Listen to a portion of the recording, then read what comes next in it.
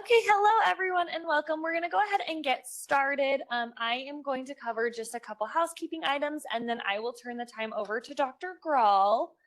So just to start, we have people here in person. We also have people attending virtually. So for everyone that is attending virtually with us, your audio will be muted and it will stay muted for the entire presentation. If you have any questions, you can go ahead and chat those to everyone or the panelists, and I will make sure that we get those asked to Dr. Graul at the end. For everyone here in person, you'll notice that you've got a mic in front of you. There's a button kind of in the center bottom of that mic. If you tap that, there's a light that turns red at the top. That's just how you know that your mic is on. If you have a question, we ask that you please just turn that mic on so that everybody virtually can hear that question that you ask and we can get it answered.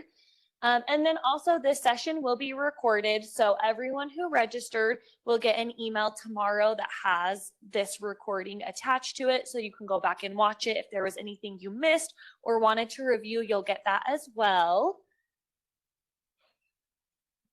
And then just a little bit about who we are. So we are live tonight at St. Mark's Hospital in Salt Lake City, Utah. We are part of the HCA Healthcare network of hospitals that cover the entire United States.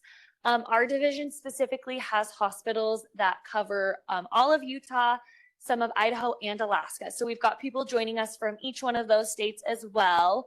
And we are really grateful for the opportunity that we have to present these seminars. Our mission here at the hospital is, above all else, we are committed to the care and improvement of human life. So this is just one of those ways that we can kind of give back to our community and give you guys some education. And then these are just some ways that you can connect with your local hospital and find providers in your area. And then with that, I'm going to go ahead and turn the time over to Dr. Graul.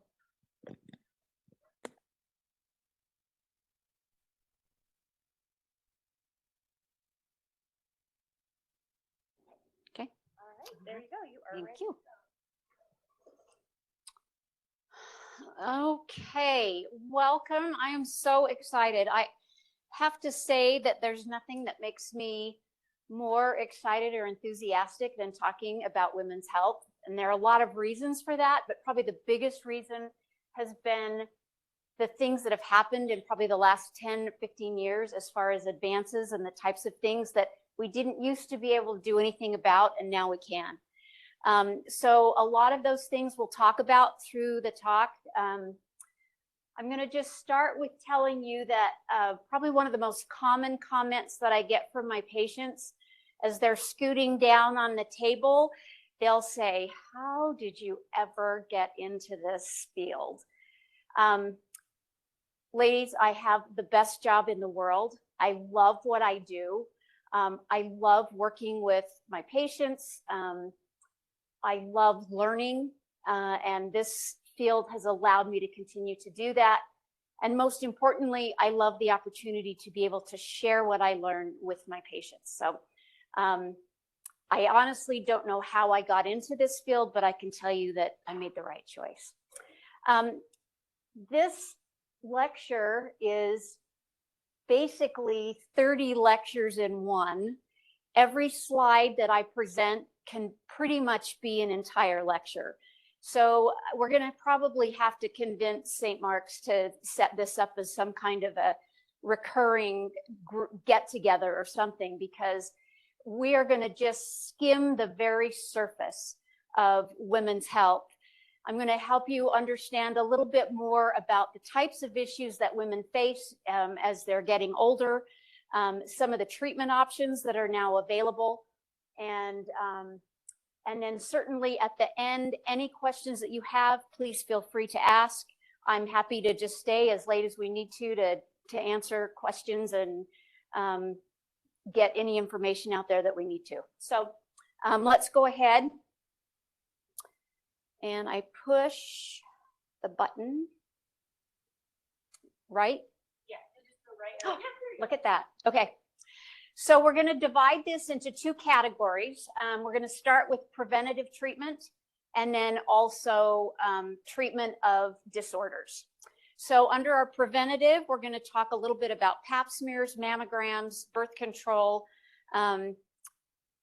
GYN exams, and hormone replacement. And under treatments, we're going to talk about some of the issues that I see most commonly. Abnormal bleeding, incontinence, prolapse, cancer, and I put hormone replacement as well because hormone replacement can be a preventative issue, but it can also be a treatment issue. Let's start with basic anatomy. It's amazing to me how many women are not really familiar with what is inside and what those insides do. It's a whole lot better than it was when I started practice 25 years ago. But in general, okay, I've got a little arrow here. Is that right? Yep. Okay. So this is a side view. This is the uterus right here. Immediately in front of the uterus is the bladder. And then behind the uterus is the rectum. There are some connections between the rectum and the vagina cervix area, and then the bladder and the vagina cervix area. This is the urethra that allows emptying of the bladder. This is just a picture overall of the uterus. I think of the uterus and cervix as kind of an old-fashioned light bulb. It's all one organ, but there are two sections, the main uterine body and then the narrow stem, which is the cervix. But they're all considered part of the uterus. The ovaries are separate, and this kind of there is a connection between the ovaries and uterus, but the main connection in the pelvis of the ovaries and the main blood supply come from the side walls. So when we do a hysterectomy and we remove the uterus but leave the ovaries behind, a really common question I get is, well, what happens to the ovaries? Where are they attached? They actually maintain their major attachment in the body. Fallopian tubes are obviously the tube that picks up the egg and carries it to the uterus. I have to tell you that fallopian tubes are my favorite body part. They're really a beautiful, beautiful thing. And those little fingers, you can have an ovary on one side and a tube on the other and ovulate, and the tube on that other side is going to come around and find that egg wherever it dropped and go pick it up and have it available for fertilization. So they are remarkable organs. So let's start with everyone's favorite experience, Pap smears. Pap smears started well over 100 years ago. They are a screening test for cervical cancer. They don't look at uterine cancer. They don't look at ovarian cancer. They're just looking at the cervix. We usually start Pap smears at 21 years old. We do them every couple of years until women are 30.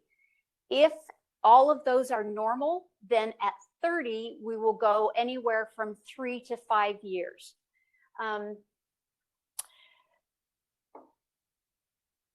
Most women will stop having Pap smears at about 65. If you've had a hysterectomy, you do not need a Pap smear unless your hysterectomy left behind your cervix. And that's another story, but they don't do that very much anymore. Exceptions to this criteria would be if you have an abnormal Pap smear, then we go on to further testing, and then we probably will repeat a Pap smear in another year. If you get a new partner, then we probably need to kind of start over again. I think the biggest advance in cervical screening and cervical cancer has been the understanding that came about 20 years ago that the HPV virus, human papillomavirus, is responsible for causing cervical cancer. Once we understood that, then we understood that not only do we need to follow the cellular changes on the cervix, but we needed to follow what was happening with the virus on the cervix. So now when we do a Pap smear, it feels the same to you because it's just the little brush, but we're sending it for the Pap smear section to look at the cells, and we're sending it for an evaluation of, is there HPV virus present? HPV virus is the most common sexually transmitted disease in the world. 80% of the US population carries some form of the virus. Not all of those viruses cause cancer, only about a dozen, but it is very, very common. And so it's something that we need to keep an eye out for. As a result of understanding that HPV caused cervical cancer, in 2006, the Gardasil vaccine was introduced. And the recommendation currently is that all young women from 11 to 26 have the series of 2 shots. I believe if they're older than 19, they actually get 3 shots. The studies started with young women as young as 9. And our experience is that for most young patients, the pediatricians will offer this to the patients. We do have older patients that are not vaccinated. And we'll talk a little bit about the vaccine down the road, but it is a great thing. It has had a significant impact in the numbers of cervical cancer in the last probably 5 to 6 years. With starting in 2006, it kind of took a while to get people vaccinated, but in that age group of 20 to 24, they're seeing a significant reduction in cervical cancer. Mammograms. I don't know how many of you saw it in the news just last week. I think they talked about there was a change in the recommendations for mammograms. One of the things that's confusing is that there are a lot of organizations out there and they all have different recommendations. But right now, the recommendations that the government has adopted and that the insurance companies go by is that you start your first mammogram at 40. If you have a family history of breast cancer, we want to start the mammogram at least 2 years younger than that family member developed their cancer. From 40 to 50, you get one every 2 years. And then from 50 on, you get them annually. Most women will stop at 75. However, if you want to continue getting them, and I've never seen insurance say, "Oh, you're too old, you don't get to have a mammogram." I think that for me, I have a lot of patients that will ask me, should I get a mammogram because I'm 82? What are you going to do with the information? Are you healthy and active? And are you going to be, if they did find something, are you able to withstand the treatment that would be recommended to you if they did find a cancer? Or are you someone that if they did find a cancer, you'd just say, yeah, I don't think I want to go through that. I want my final years to just be quiet and calm, and I don't want to have any medications and surgery. There's no reason to get one. The issue of dense breasts has been a really common thing that we're hearing a lot about in the last few years. Many of you have maybe received letters after your mammogram saying, oh, you have dense breasts and here's what we recommend. Fortunately, the newer 3D technology that does the mammogram imaging is picking up more abnormalities when dense breasts are present. What a dense breast means is that the tissue is thicker and it's more difficult to penetrate that tissue with the imaging. And so it's easier to miss an abnormality. The normal mammogram process can miss up to 20% of small early tumors. With dense breasts, it's actually 30%. So with the new 3D technology, they're starting to bring that 30% down closer to 20. I know that some of the hospital networks are developing and introducing protocols for women with dense breasts that include not only 3D mammography, but also a special kind of MRI. that they're developing. I think that they call it a quick MRI, something like that, that just focuses on the breast, and they recommend that that be done every 6 months or every year. It depends on what their protocol is. But I think they're recognizing that this is a significant issue. They're missing more cancers than they want to, and they're really addressing it. We kind of talked about the effectiveness. I have a lot of patients that don't get mammograms because they hear that, oh, they don't really pick everything up. They don't pick everything up. But if you can pick up 80%, that's sure a lot better than zero. So I certainly recommend that my patients get them. But I also try to give my patients the information they need to make their choice, and then it's up to them what they decide to do. Birth control. The top line here, vital. You need birth control until you're menopausal. Menopausal means no periods for 12 months. I have lots and lots of patients that are 45, 46 years old. They might skip a period now and then, and somehow they just think they're not going to be able to get pregnant, and they can. So you really do need something to prevent pregnancy, unless it's okay with you to get pregnant, and then that's fine.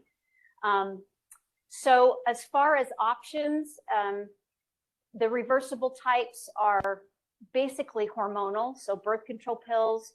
IUDs can be hormonal or non-hormonal. And then Depo-Provera is an injection every 3 months, and it's a progesterone that will prevent pregnancy. It's very effective, probably the highest level of adverse side effects, but there are a lot of women out there that really like it. A permanent form of birth control, tubal ligation. The previous forms of tubal ligation that we did for years and years had a failure rate of about 4 in 1,000 after 15 years. I think that a lot of us now aren't just tying the tubes or cutting the tubes. We actually remove the entire tube. So that does two things. One, there isn't a failure rate. And two, we found that if you remove the tube, there is a certain number of ovarian cancers that we're preventing. No one quite understands that mechanism, but even now when I do a hysterectomy and I leave the ovaries behind, I take the tubes if I can get them. So a tubal ligation for me, when a patient comes in, and I don't see this anymore, 15 years ago, it was like, well, I'll get a tubal, but if I change my mind, I can just have it reversed. That mentality doesn't work. If you're getting a tubal, you're done. Hysterectomy, obviously the ultimate form of birth control. Reversible condoms and diaphragms. There are female condoms available now, as well as the classic male condoms. Diaphragms, I think, are fabulous. I'm old-fashioned. I like them because they're effective and they do not have hormones. They don't interfere with your cycles. They don't interfere with your moods. Every single patient I've ever talked to about a diaphragm knows somebody's mom that got pregnant on a diaphragm, but that's probably true of most forms of birth control. They're hard to come by these days, and I'm not sure why, but I think it's still a very reasonable form. Obviously, vasectomy is permanent. Ablation is a procedure that we do to stop periods. It's a cautery of the lining of the uterus. And I have an asterisk here because in theory, it should be a form of birth control, but it is not approved by the FDA as a form of birth control. So when I do an ablation on a patient and we get rid of her periods and she's really happy about that, I have to remind her that she needs some sort of backup method of birth control in addition to the ablation to make sure that she doesn't become pregnant. Okay, gynecologic exams. Most women have most of their health care addressed by their obstetrician during their childbearing years. They usually don't see a primary care physician.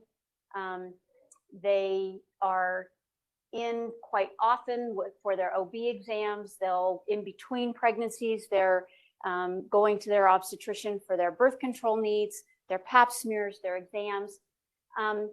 When we started our practice back in '98, our thought was, well, what about the women that are through with having their children and they still maybe don't have a primary care, but they need a gynecologist. They don't need an obstetrician anymore. And I think that in women's minds, that health care was provided by their OB. And so we wanted to say, well, as a gynecologist, I can do that too. And so that was kind of the concept we had of starting this practice. Most insurance companies will pay for an annual exam with your primary care physician. And that's going to be mostly talking, blood work, you know, do you need an EKG? Do you need any kind of additional testing? But then they will also cover a gynecologic annual exam. Now, we have to be careful that we don't run into each other there as far as billing issues, but most primary cares are not particularly comfortable or fond of doing pelvic exams, and they're not really good at it, just like I'm not really good at listening to hearts and lungs. So I think that if you have a primary care, it's reasonable to have a gynecologist as well. With most of my patients that have primary care physicians, I recommend that I see them once every 2 years. Once they get onto Medicare, Medicare will pay for what they call a breast and pelvic exam every 2 years. If I have patients that aren't seeing a primary care and they are maybe on thyroid medication, or I'm following their birth control, or they're on an antidepressant, I'll probably see them annually. But most of my patients I'll see every couple of years, especially now that the PAP recommendations have stretched out to 3 to 5 years instead of getting a PAP every year.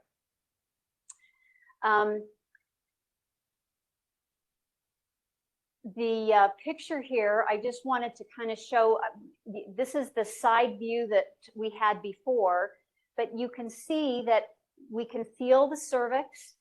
The uterus can actually be, this is what we call a forward uterus. It's tipped so that I can actually feel that with my hand on your tummy. But it's also very common to have the uterus up this way, which is just a mid position. And then it can actually be rotated backwards and kind of sit on the rectum. And that, many of you have maybe heard the comment, oh, your uterus is tipped. And that's usually what they're referring to, is that the uterus is tipped back. There are weird stories out there, myths and wives' tales about tipped uteruses and how that affects carrying a child or getting pregnant or having labor. And most of it is not based in science. Getting pregnant or having a normal delivery really has nothing to do with the way your uterus is tipped before you became pregnant. So, but that's what we're feeling for. Okay, hormone replacement therapy. I don't know, some of you probably remember the WHI study that came out in 2002 that changed the whole world as far as hormone replacement. That was a study that was 17,000 women, and they specifically looked at 2 hormones, one called Premarin, which was an estrogen, and one called Provera, which was a progesterone. And they looked at women that were on them long-term and all of the different effects that it had, both good and bad. We got no heads up in the medical community. I don't know if anyone anywhere got a heads up, but one morning, one of the newscasters on Good Morning America or something like that said 6:30 in the morning, was on the news saying, stop your hormones, they're going to kill you. And that's how we all learned about the results of the WHI. Basically, the response was primary care physicians send out letters to all of their patients that were on hormones, said stop now. About a month later, we got flooded with patients saying, I'm dying without my hormones, what should I do? That study's very old now. It has been picked apart, and they're finding that a lot of the original conclusions were probably inaccurate. But they stopped the study prematurely because of a 0.7% increase in breast cancer.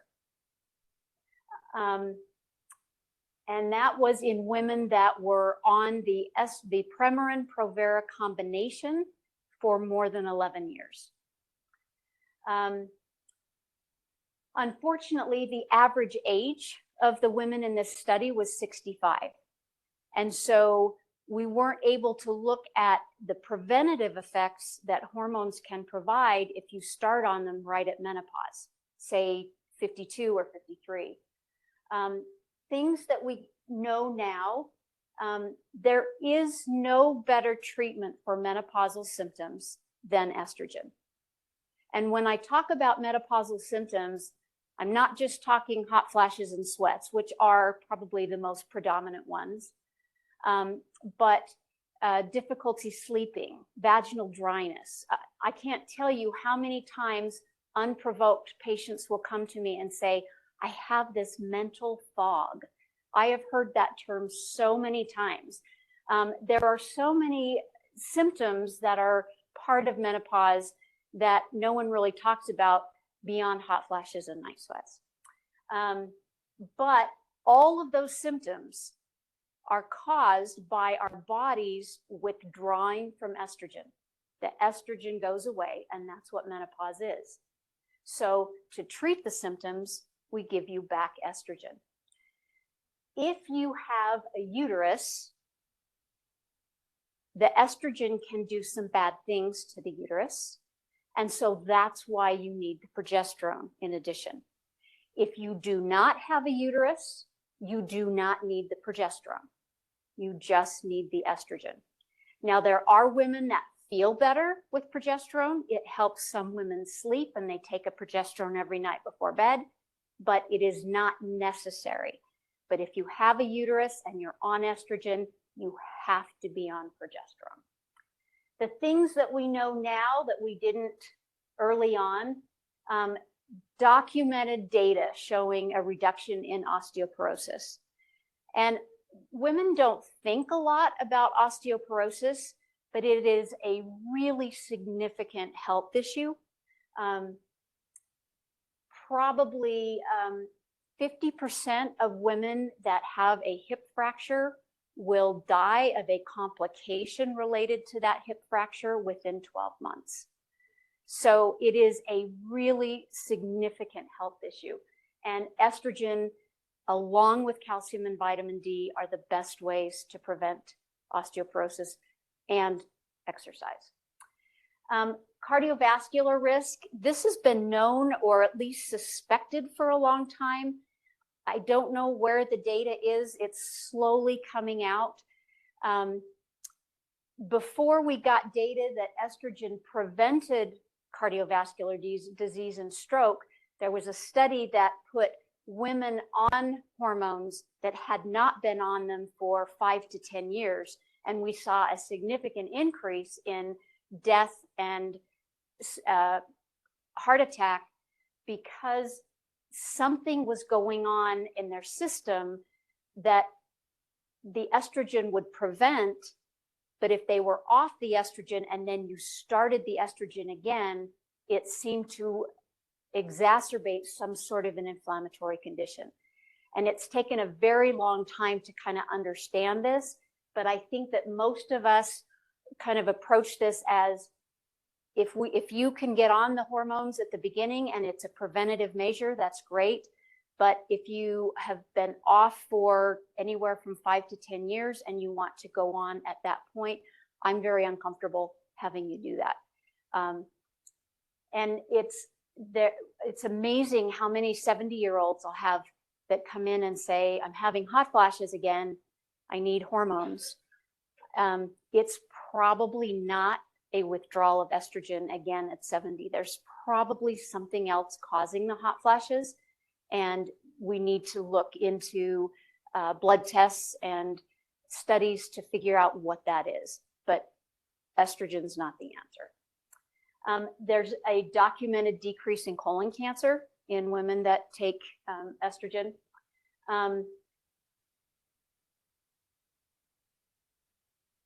And I mentioned the 0.7% increase in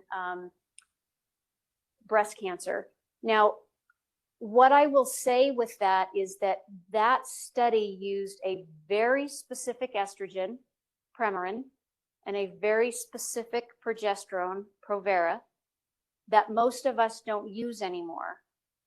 Unfortunately, there will never be another study like the WHI. No one will ever pay for a study like that again.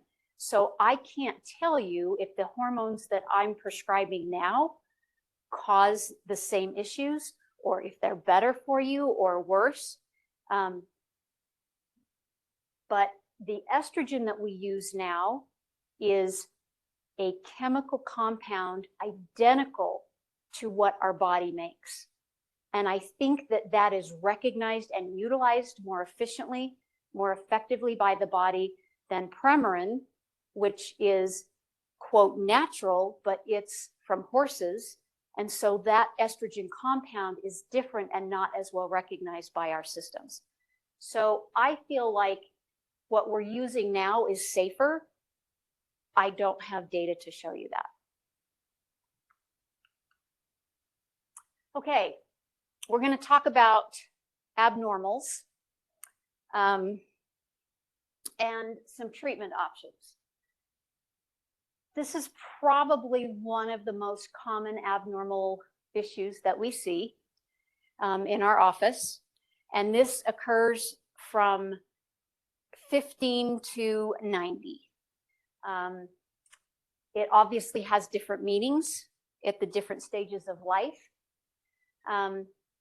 Prior to menopause, which menopause is 52 years old, average, there is very possibly some sort of abnormality that we need to identify.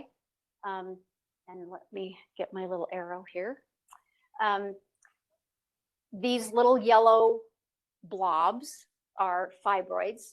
Fibroids are benign muscular tumors of the uterine wall, probably one of the most common causes of abnormal bleeding. We usually see them in younger women because they start growing at quite a young age. They tend to grow slowly, and they can get very large. I've taken a 13-centimeter fibroid out of a 27-year-old. So they can get really big. These little tiny blips right there, that would be a polyp. A polyp is an overgrowth of the lining tissue of the uterine wall. It is a benign growth, but it can cause abnormal bleeding. This scary looking red stuff here is actually a cancer within the uterine wall. This also happens in the same layer as that polyp did. It's in the lining layer. Most uterine cancers that we see are endometrial or cancers of that lining layer. Oftentimes we'll see them start in a polyp. So when we are doing a biopsy, we want to make sure that if there is a polyp, that we have a good sampling of the tissue. And if we don't feel like we have that, then we may recommend an additional sampling technique to make sure that we do get a good sample. These other little red spots, that is something called adenomyosis. Adenomyosis is where the lining tissue grows out into the muscular wall. The lining tissue is very, very thin. It builds up every month, and then that's what you slough off with your period. So it's all supposed to come out, but it doesn't always. There are two conditions where it goes back into the body. One, endometriosis, and that's where it's going to come back out the tube and then drop off into your tummy somewhere and cause pain. And the other is adenomyosis, where it actually grows into the muscular wall. Neither of those are malignant conditions, but boy, they can cause problems. Lots of bleeding, lots of pain, especially the endometriosis can cause scarring. So hopefully when you have periods, the tissue is going to go the right direction and not into these other places. I thought this was interesting, birth control. Birth control can cause abnormal bleeding, especially when you're first getting started, because your body is trying to maintain control of your hormonal balance every month, and we're trying to wrench it away and say, no, you're not going to control this anymore. We're going to control it. And so the birth control can cause some abnormal bleeding. Most of the time, the longer you're on the birth control, the less abnormal bleeding we see. And ironically, birth control is probably one of the first things we'll try to regulate abnormal bleeding. Once we've verified that we understand why it's there and there's not a cancer or something bad there that we need to address.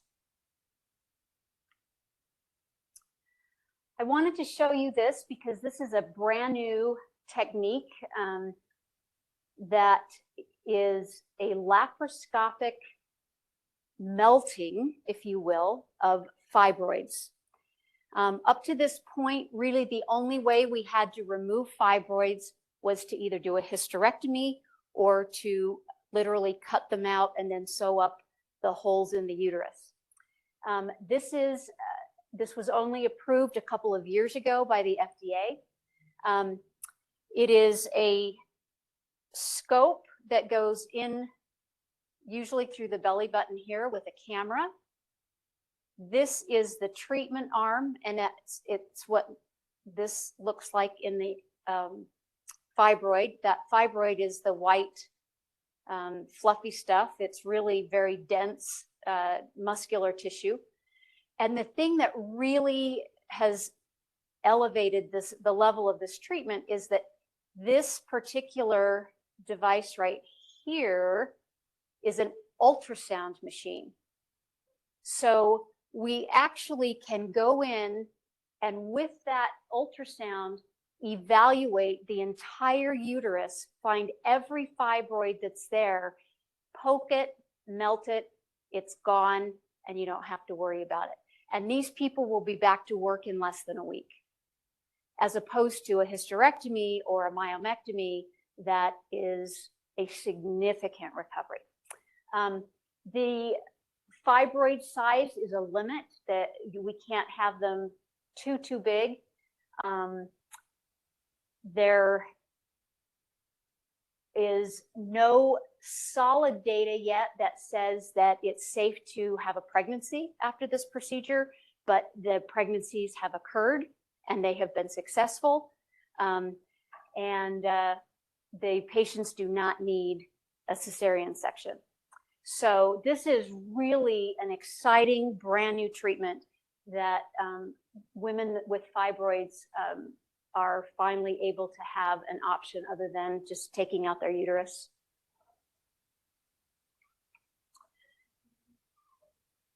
It's called, that was called a SESA. It's a radio frequency ablation, okay?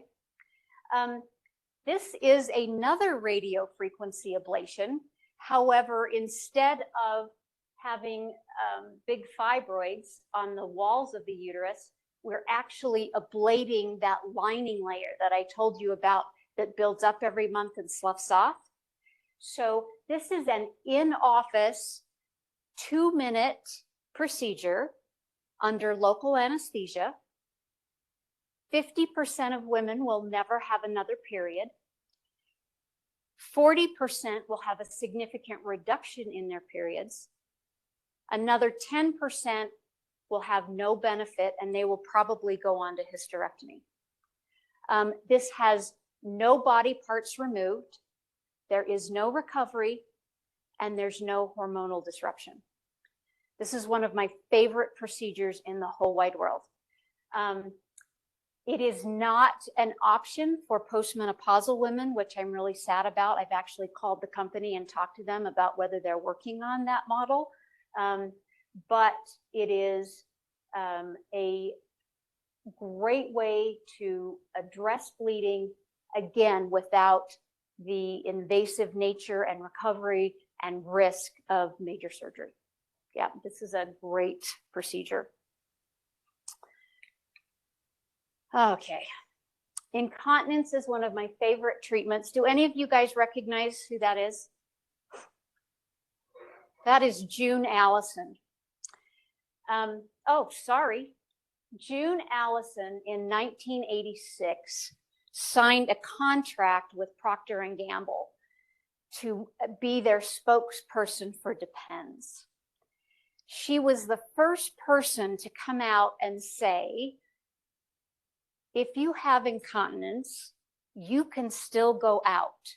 You don't have to be shut up in your homes and never leave because of your urinary leakage. So she really changed the game as far as incontinence goes. My only problem with that, why does it keep going back? My only problem with that is I feel like a lot of people haven't gone beyond this. They make billions of dollars every year selling incontinence pads and Depends. And there are so many great treatments now available that my goal is I want my patients to get rid of the pads and Depends and not go buy fancy leak-proof underwear or need Depends or whatever. I want to treat the problem and have it be gone. And with a lot of patients now, we have the opportunity to do that.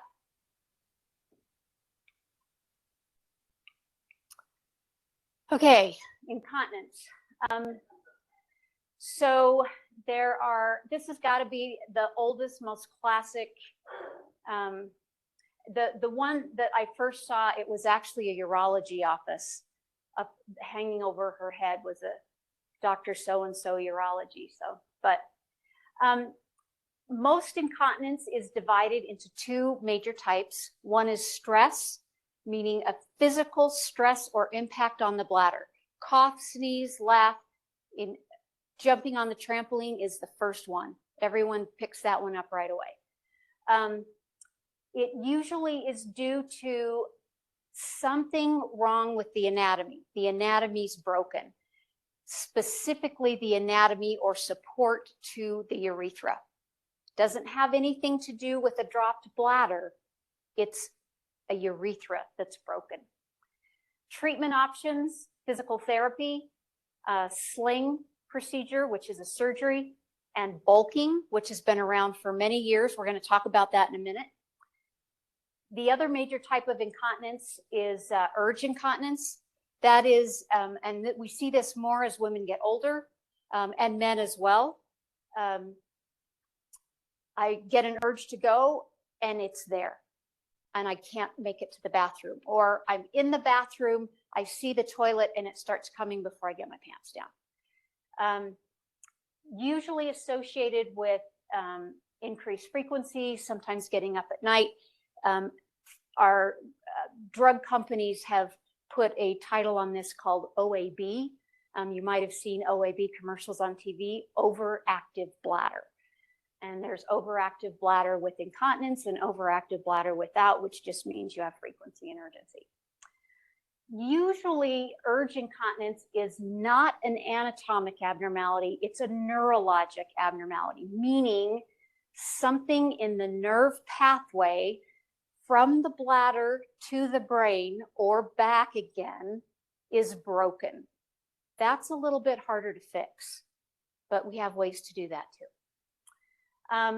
Again, physical therapy, medications, we can do Botox injections into the bladder, and then I'm going to talk about sacral nerve modulation or bladder pacemakers. And we're going to just hurry really quick here. This is the gold standard treatment for stress incontinence in the United States. It is a 1 centimeter wide strip of mesh that goes underneath the urethra.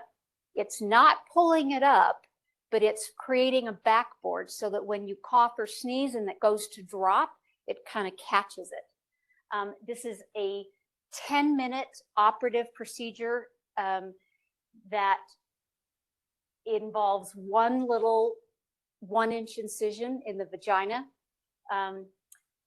A minimal recovery time as far as strenuous activity, but I've got women that are runners that are usually running within a couple of weeks. And the greatest benefit of this procedure is that it's permanent. It is a non-dissolvable, non-absorbable material. Now, I think that when women hear mesh, it's a scary term. This is not the mesh that was taken off the market by the FDA.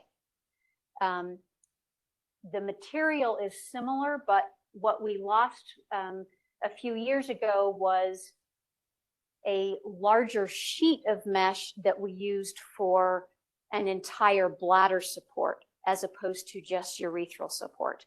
So this is still considered safe. It's one of the most commonly performed gynecologic procedures in the United States. It used to be worldwide, but they've changed what they do in Europe. And we're going to talk about that in a minute. But great procedure. Love this procedure. Done thousands of them. I think it's a great way to go. Bulking. The concept of bulking is if you went in and you had wrinkles in your face, and I'm not talking Botox where they paralyze, but put fillers in. So this is a urethral filler. The idea's been around for a long time. Many, many years ago, we started with collagen, and we've had probably 7 or 8 products over the years. None of them have been very good. I've used all of them, didn't like any of them. Some of them, the patients, it was uncomfortable for them. They would migrate to places they weren't supposed to go to. It was very cumbersome for me to inject. But this is a new product, and I didn't even put it on here. I should. It's called Bulkamid. It is 97.5% water, and then a polyacrylamide gel. You inject, and it stays where you put it. And the idea is, you can see in the lower picture, it's blowing up that urethra so that the opening layers are touching each other. The recommendation is 4 separate injections, so you're creating kind of 4 separate pillows. Again, in the office, 15 minutes. We do a local anesthetic. Main risks are a bladder infection, so we have you take an antibiotic before you come in. And then if we over-inject, you might not be able to urinate, but that's easy to fix because we just put a little catheter in overnight and the next day you're fine. This is what they're doing in Europe.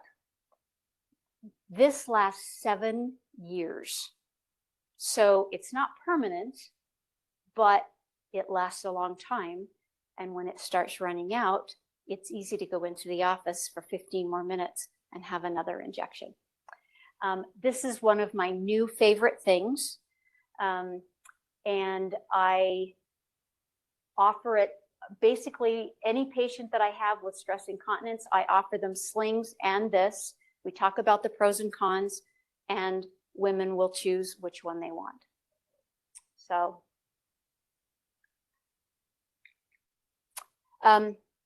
urge incontinence, OAB medications, Vesicare, Detrol, Ditropan, I could go on and on and on. Anticholinergic medication, so there are two main pathways that affect what's going on in the bladder.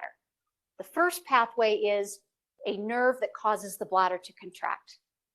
And another is a pathway that when you stimulate it, it causes the bladder to expand. Anticholinergics, every drug on the market except these two down here we're going to try to block the ability of the bladder to contract. These are all the drugs that you see advertised on TV. There are some really great ones. They've made tremendous progress in treatment. The problem is the same kinds of nerves can be found in our salivary glands and in our bowel. So main complications can be constipation and dry mouth. And you can get quite dry eyes. Some patients have dry skin.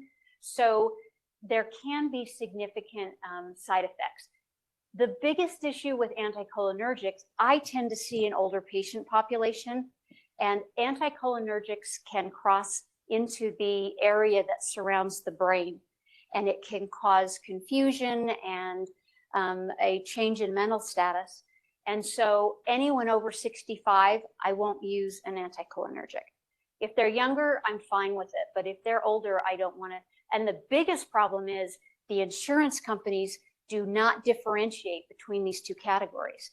So I'm going to write for one of those two lower drugs, and you're going to go to the pharmacy, and your insurance company is going to say, oh, you can't have one of those until you've failed these others. I don't want you on these others. I don't think they're safe. So all of them are in the same category except Myrbetriq and Gemtesa. Myrbetriq and Gemtesa stimulate the nerve that causes the bladder to expand.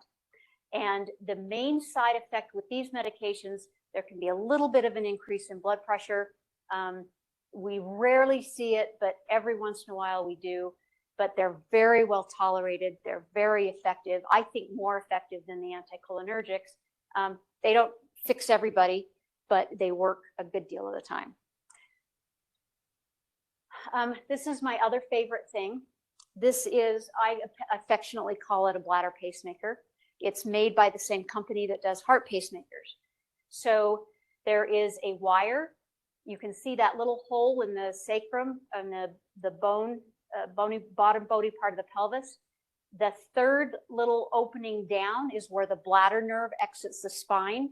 So we're going to put a little wire through that hole, and then we're going to connect the wire to a battery. We make a little pocket in your bottom, put the battery in, burrow the wire under your skin. It's all internal, and that battery is going to last 10 to 20 years. It is MRI compatible, and it will reduce urgency, frequency, urge incontinence, fecal incontinence, and the strangest thing, we put it in exactly the same place, put it on exactly the same settings, it will treat urinary retention. So women that pee too much and leak, women that can't pee at all, fixes them both. The theory is that somehow it reestablishes, I talked to you about that neurologic pathway, it reestablishes the communication between the bladder and the brain. You don't turn it off to pee. You don't turn it on when you don't want to pee. It's on 24/7. If you think about it, you can feel it. But if you don't think about it, you're not even going to know it's there. So this involves a two-stage process. The first is a trial in the office. Takes about an hour. And you wear it for 5 days and you see if it works. If it does, we go to the OR. Another hour to hour and a half, we put in the permanent device, and you're good to go. I also want to say you only qualify for this if you've failed 2 previous treatments, whether that's 2 drugs, a surgery, physical therapy. So these are the hardest to treat patients, and it's 90% effective.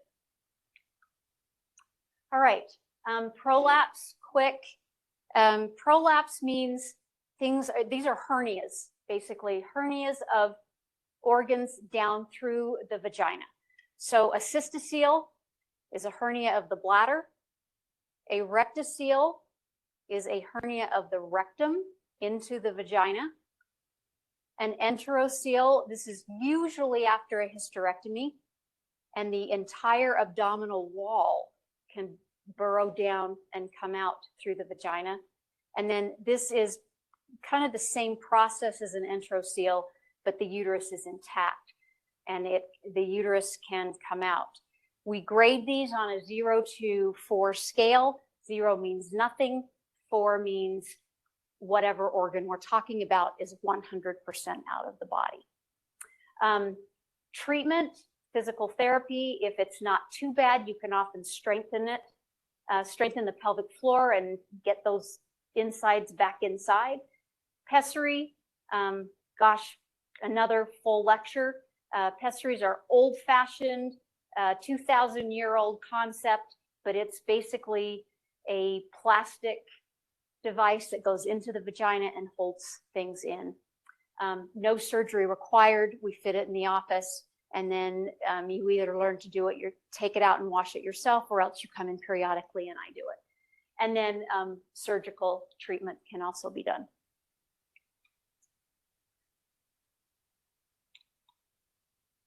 These are some examples of pessaries. There are probably a dozen different shapes and sizes. They look kind of scary, but probably the vast majority of women that have tried pessaries, either the donut or the ring down on the end. Gellhorn is what I use the most, only because it stays in well, but it's also a little more difficult to get out. So for patients that are sexually active and want to be able to take it out on their own, because it's quite difficult to have intercourse with a pessary in, I will try some of these others first, but the Gellhorn really does stay in, I think, better than about anything. The vast majority of prolapse patients, I can find a pessary that's going to work. It's just a matter of, do you want to put up with a pessary or not? And I have patients that have worn pessaries for 20 years. Quick on GYN cancers, cervical, endometrial, ovarian. You can actually get cancers in the tubes, which is what I'd mentioned. They probably would call them ovarian, but they probably are actually tubal cancers. And then sarcoma is those fibroids that I showed you. About 0.5% of the time, they can be malignant. And so that's what we would call a sarcoma. And then vulvar or labial cancers. Cervical tends to be the youngest age group in the 50s. Endometrial, a little bit older than that. Vulvar is the oldest age group. The problem with all of these, except for cervical, is that we have no screening tests. Cervical cancer, we do, it works. If you get your pap smears regularly, the vast majority of times, if there is a cancer, we catch it early, it's very treatable.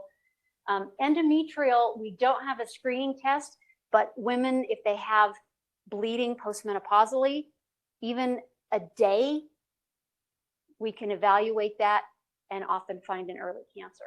The rest of them, we don't have a way to biopsy or evaluate other than imaging, and that's far from perfect. Vulvar, I misspoke. Vulvar, we can biopsy, and there are some signs of lesions that we can look at that we say, it doesn't look so good, and but again, no screening. Okay, last 2 slides. In the 25 years that I've been practicing, obviously all of these issues that we've talked about here are the things that I hear most about. However, in my patients that I know well, that I've seen for years, there are two issues that are very significant to them as they're getting older. One is weight gain, and the second is sexual dysfunction. These are not common things that you see gynecologists address. And I mean, who but a gynecologist should be addressing sexual dysfunction? We are fortunate at my office to have a nurse practitioner that is a trained specialist in sexual dysfunction. And so all of these issues tend to be associated with each other. A sexual desire disorder, decreased libido, probably the most common thing we see. Sexual arousal disorder, orgasmic disorder, so you feel like you want to have sex, but it's not working. Vaginismus is usually a result of previous trauma, but those opening muscles just don't open up and they stay tight, and it's really painful for penetration. And dyspareunia is just painful intercourse altogether. All of these are related. There can be issues that we can treat for each individual one. Usually they're all kind of tied together, but Julie is a master at helping address these issues. And I feel like it is so under-addressed and is such an issue for women that I'm thrilled that we've got her and have that opportunity. As far as the weight loss, we are just now putting together a very structured program that we follow patients very closely. Obviously, exercise and diet. The big game changer, and you've probably all seen all these things on TikTok and all this stuff, and all the movie stars that are spending thousands of dollars on medications instead of letting the diabetics have them. But medications are really changing the game. There are a lot of medications out there that are coming. Probably in the next year, we'll have 3 new ones. And they're effective. And they're not only helping people lose weight, but they're reversing diabetes. And they're reversing hypertension. And all of the associated health issues that we see with obesity. And I feel like we want to be a part of this because this is a huge issue for my patient population, and I think a lot of women out there. And I think that there are smart, well-studied scientific ways to address this without being crazy about it that are getting results that we haven't seen ever. This is a new field that's exciting. Next 5 years is going to be a real change in how we treat obesity and excess weight. So this is also something that we're trying to set up in our office. So, okay, I think we're done. Sorry. All right, questions? Yes. See if I can play with this. So if I understand correctly, anticholinergics do nothing for stress incontinence. Correct. None of the medications do. That's what I thought. Yeah, there are no medications. In fact, I've had insurance companies that have denied surgery, and they'll say, well, has she been treated with the medication? Well, no, because there are They none. don't work. Yeah. Because they don't work. There are none available. So, yeah. Thank you. Mm-hmm.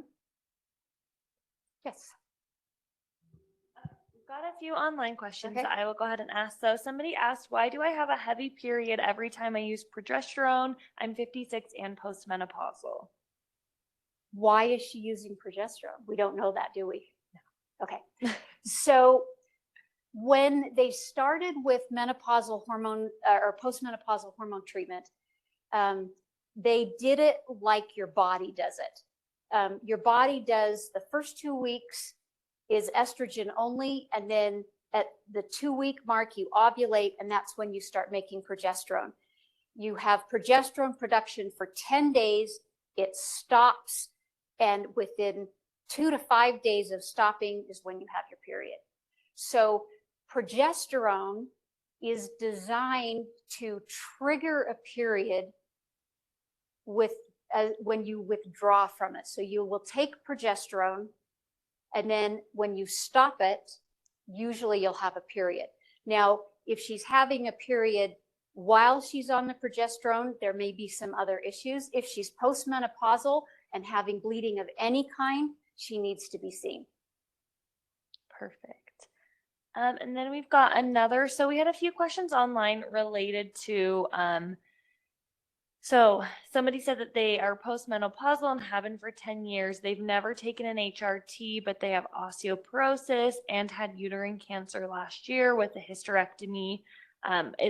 Would an HRT be beneficial or harmful? So I think we've got a few questions on HRTs and maybe what prevents somebody from being able to take one.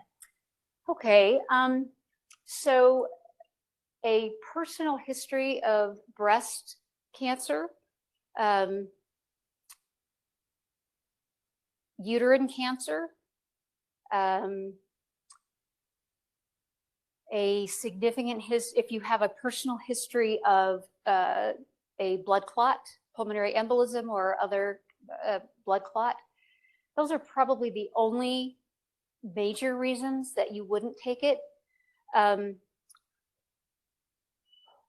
As far as osteoporosis, there are other treatment modalities for osteoporosis.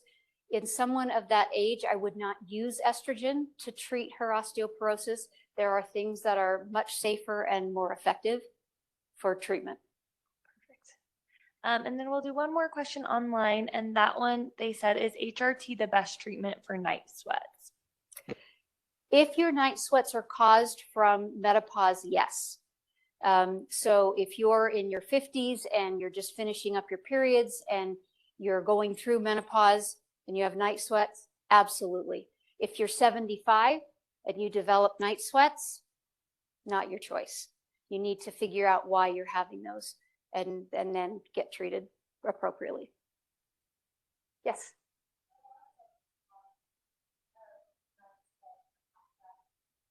As you're old, yeah, there are a lot.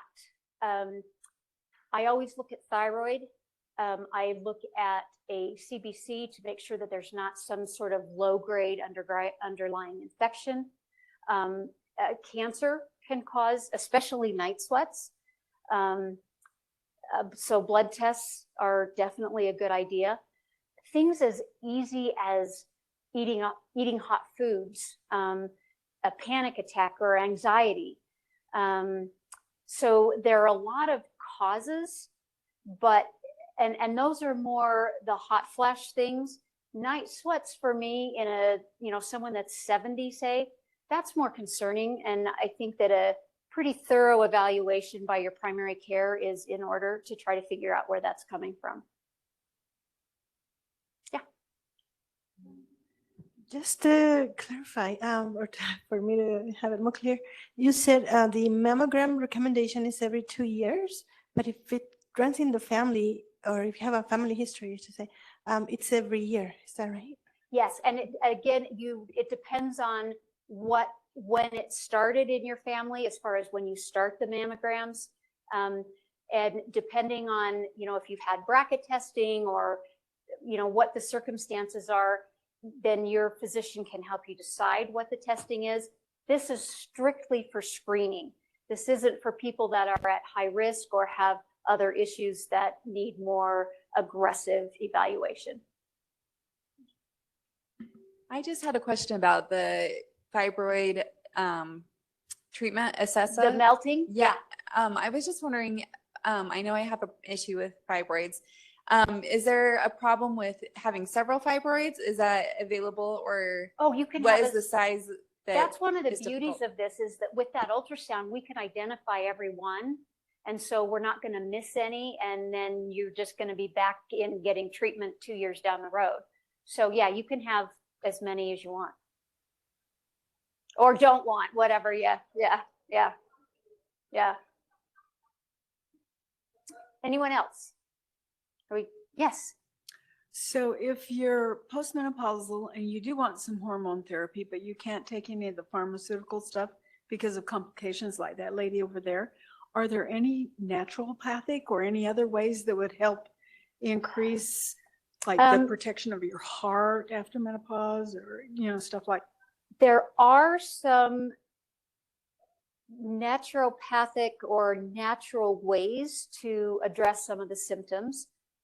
St. John's wort is probably one of the most common for hot flashes. There are food groups that have what are called isoflavones that are precursors to hormones. And there are a lot of foods that have those. So soy products, tofu, I can't even think of, those are probably the main ones. But if you go to health food stores, they can help you identify isoflavones rich foods. There are a couple of over-the-counter treatments that are non-hormonal that might be helpful. They're kind of lower intensity treatments, but I have had some patients that have found them helpful. And I think a lot of it depends on how intense your symptoms are and what the issues are as far as why you're not able to take the hormones. Because, for example, the isoflavones, basically the way they work is you ingest them and then you increase your systemic estrogen levels. So it might be that if you have a history of cancer, your oncologist isn't going to want you to do that. Blood clots, you're probably in a better space as far it's going to take an awfully lot of those foods to get your estrogen up high enough to cause a blood clot. Okay. We good? Okay, good. Well, thank you so much for coming. Appreciate it. Thank you guys so much. And then, like I said, you'll get an email tomorrow that has a link to this recording so you can go back and review it if there's anything that Dr. Graul talked about that you missed.